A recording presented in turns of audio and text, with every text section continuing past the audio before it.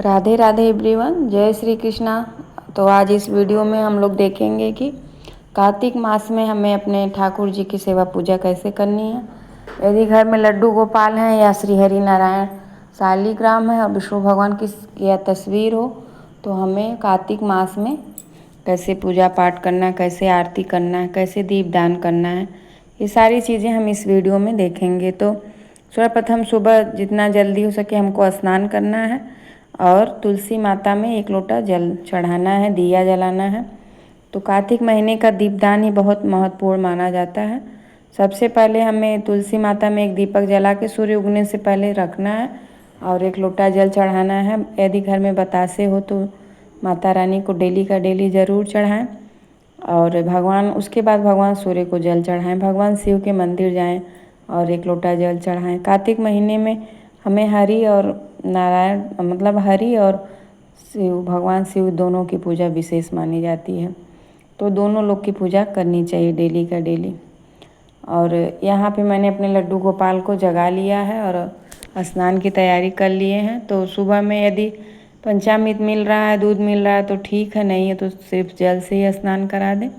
तो आज है शुक्रवार। यदि घर में लक्ष्मी की कमी है और घर में यदि बराबर क्लेश रहता है, किसी से किसी का बनता नहीं, तो मधु से स्नान करा लीजिए और चंदन लगा के स्नान करा लेते हैं हम अपने ठाकुर जी को।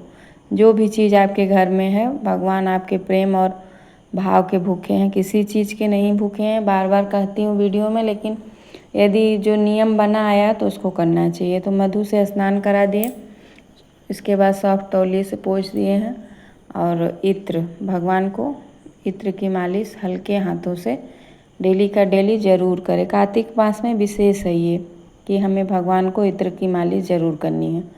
तो यहाँ पे केसर का इत्र था, उसी से मालिश किए हैं और इसके बाद अपने ठाकुर जी को बैठा दिए हैं, वस्त्र धारण करा दिए हैं और उनके हाथ में जो कड़ा पहना दिए हैं, माला पहना दिए हैं और भगवान को चंदन लगा दिए हैं। उनकी बांसुरी उनके पास हमेशा रखें और उनके साथ तुलसी पत्र हमेशा रखें, क्योंकि बिना तुलसी के वो 1 मिनट भी नहीं रहते हैं। मेरे यहाँ तुलसी का जो कुंडा जिसमें हम लोग गमला जिसमें जल चढ़ाते हैं, तो वो एकदम बाहर है, इसलिए हम अपने ठाकुर जी को वहाँ पे नहीं लेके जाते हैं। तो तुलसी का पत्र तुलसी पत्र जो होता है वो बहुत सारा लेके एक बर्तन में मैंने सजा के रख दिया, उसी के बगल में अपने ठाकुर जी को बैठा देती हूँ।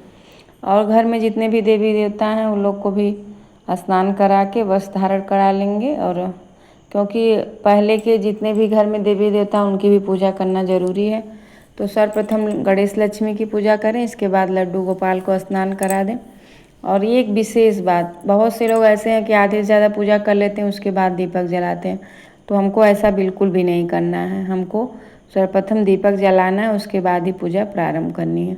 इसके बाद मैंने यहाँ पे वस्त्र, फूल, चंदन का चंदन लगा दिया सबको और इसके बाद भगवान को भोग लगाने की बारी आती है। तो जो भी आपके घर में है उसका भगवान को प्रेम पूर्वक भोग लगाइए। यदि फल है, मिठाई है तो ठीक है, नहीं है तो मिश्री है, काजू है, बादाम है, जो भी आपके घर में है। ये नहीं कि बाहर से मीठा आएगा तभी भगवान भोग लगाएंगे। जो भी आपके घर में है, या तो हलवा कुछ बना के चढ़ाइए, नहीं है तो सिर्फ मिश्री और जो भी घर में है उसका पहला भोग दूसरा भोग लग जाएगा।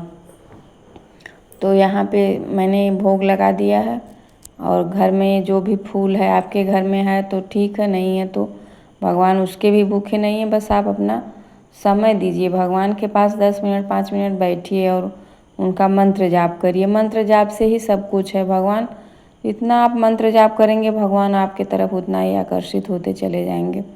तो इसलिए हमें कार्तिक मास में श्री हरि नारायण का जितना हो सके मंत्र जाप करना चाहिए। विष्णु सहस्त्रनाम का पाठ कर पाएँ तो करें, और नहीं तो उसको मोबाइल में लगा के सुबह में ज़रूर सुनें।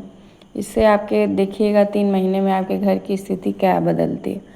और यहाँ पे गोपाल सहस्त्र नाम का थोड़ा सा पाठ कर लिए हैं, इसके बाद अपने ठाकुर जी का